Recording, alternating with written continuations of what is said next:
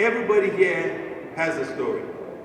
If you ask Governor Shomolu about his background, he traveled around the country. That shaped his life. If you ask the Ekiti State Governor, he'll tell you he went to different universities, worked with several governors, and one day he decided, I can do this too. If you ask the Minister of Works, he can tell you his journey. His journey is unique to him. If you ask Alan Oyama, he'll tell you about his journey.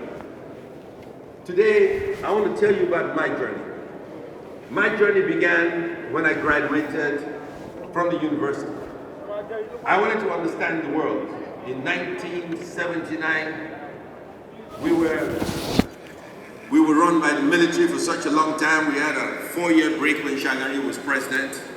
So entertainment did not really exist. It was tough.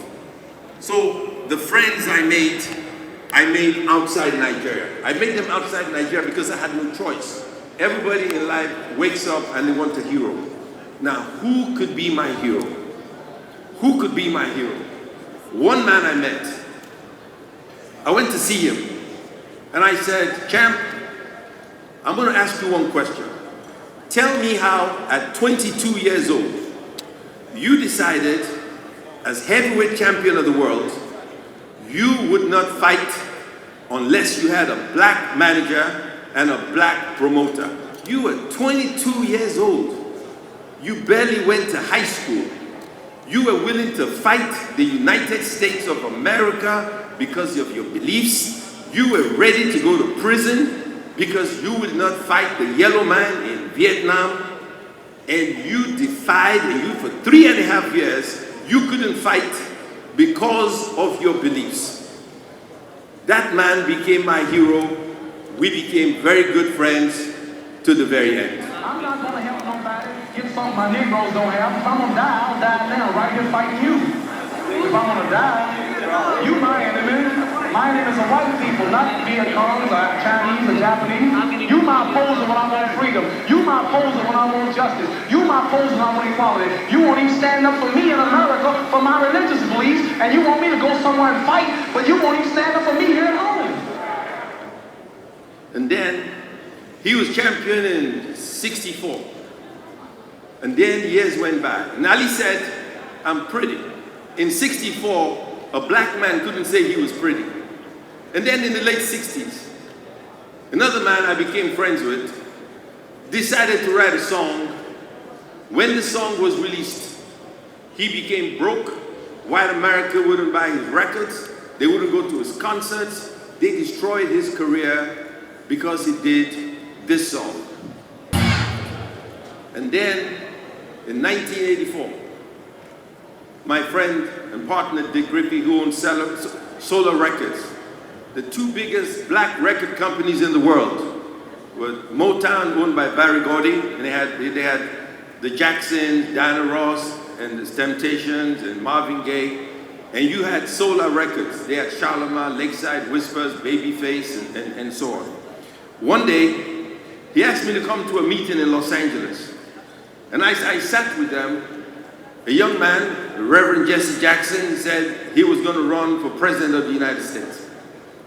At that meeting, Dick Griffey asked for a dictionary. So he brought out a dictionary. He said, Jesse, I'm going to read something to you probably never thought about. He said, in the dictionary, he went to black. What is the definition of black? In '84, it was dirty, unclean. What is the definition of white? Pure, angelic. And Dick said to Jesse, Jesse, you're running for President of the United States. We cannot be called black Americans. Black is not a country. In America, you have Polish Americans, German Americans, Mexican Americans, Chinese Americans, Russian Americans. Why are we called black Americans? Black is not a country. We are from Africa. We should be called African Americans. And when he ran in '84 and '88, that is how the term came about. And I was fortunate to be in the room when that decision was made. For Americans, blacks to be called African Americans. And Jesse said something to us that day. He said, if black America was a country, it was worth $30 billion. It would be the 10th largest economy in the world. When white America found out They started buying up all black businesses. Then you had Afro Sheen, Proline, you had all kinds of black companies. Everything was lost. They found out that segregation, discrimination was not good business sense. Good business sense is whites selling to blacks, blacks selling to whites. Separation is a bad way of doing business. I may be poor, but I am somebody. I may be on welfare, but I am somebody. I may be in jail, but I am somebody. I may be uneducated, but I am somebody. I am black, beautiful, proud. I must be respected. I must be protected. I am somebody. I'm sure you're wondering where this is going. In 1986, Jesse gave me a call and he said he wanted a plane to go to the frontline states. So I went to see Professor Bolaji Akinyemi, who was Minister of External Affairs. Babangida was president. They gave us a 737. Jesse flew into Lagos. We met. We flew to all the frontline states, Angola, Mozambique, Botswana. They had just been bombed by South African forces. We went to refugee camps. We saw the misery of Southern Africa. Nigeria always took a principled position to fight for African unity and to support South African freedom.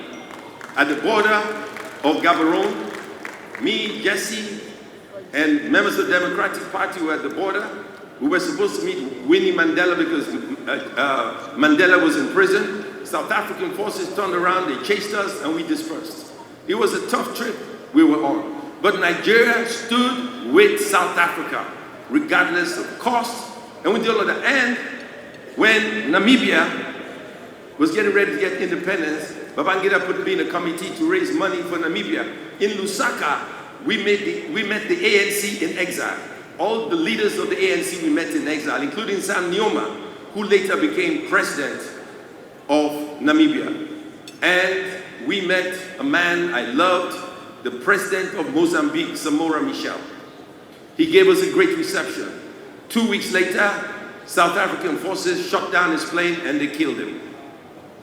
Now, you'll understand where I'm going in a minute. But back home, and I'm telling my story chronologically, back home, we had a man fighting for our rights, fighting for our freedom, fighting for the dignity of the black man, but we turned against him and we made his life miserable.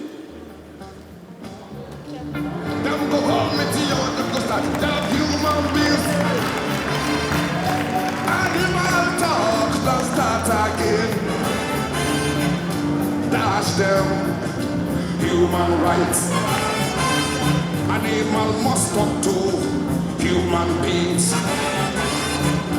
Give them human rights. I beg you, make you hear me very well. I beg you, make you hear me very well. Human rights are my property. So therefore, you can't dash me my property. Human rights, not my property.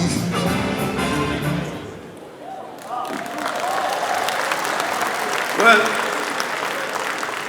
I'm glad you recognize the greatness of the black man, regardless of where you are. When I was in the Senate, I brought a bill that anybody taken away from Nigeria as a slave through DNA should be entitled to a Nigerian passport. Every single senator voted against that bill. And that was wrong. It was wrong. The French national team is made of black people across Africa. They accept you over there for sports and music. And over here, you can't even accept them to come back home. They were taken away as slaves. Now they say you can't go to the West. When they took us as slaves 400 years ago, they didn't ask you if you had a passport, if you had a visa to go to America. Today they ask you for a passport and a visa. Think about it. You have no use to them today. They don't want you anymore. Years went by.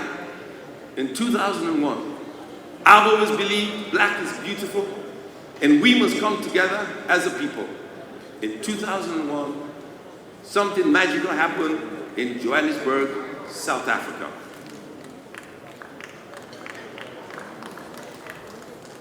Miss World 2001 is Miss Nigeria.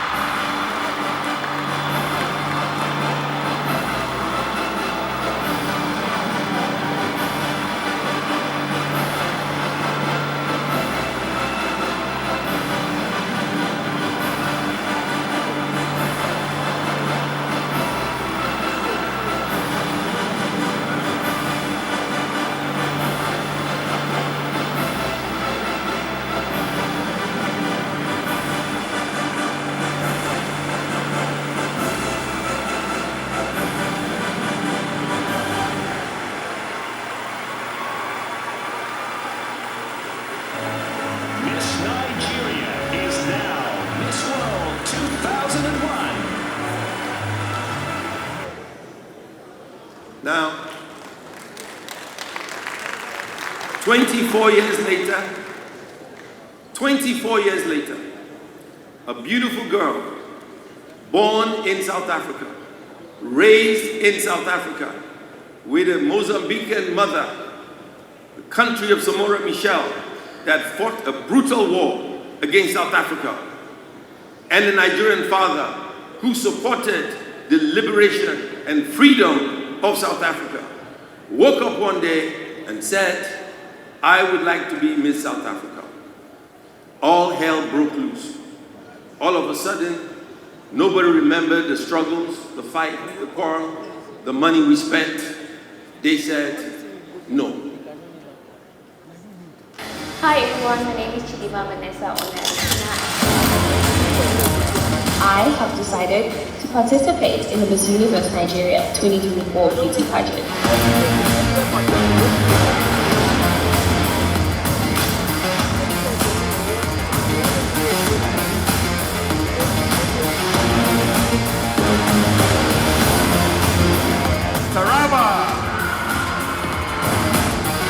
This crown is not just for beauty, but is a call for action, and that is unity.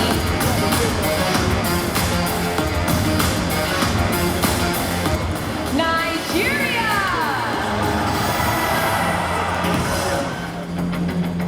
I don't stand here as Chidima Adesina.